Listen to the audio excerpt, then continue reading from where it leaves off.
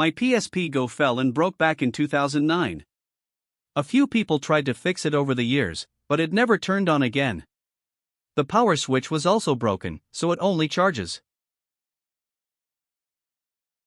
Let's begin by unscrewing.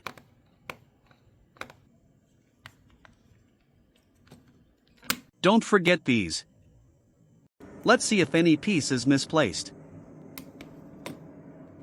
Here's the switch. I really don't feel like soldering a new one.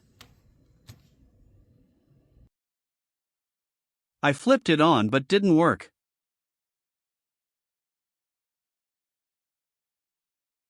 Yeah. I'm gonna need to open it fully. Can't give up so easily.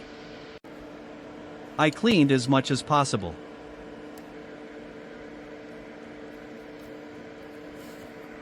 OMG.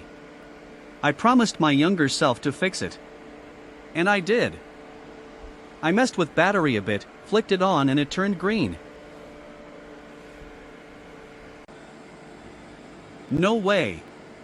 Time for some modding and memory upgrade, hee hee hee.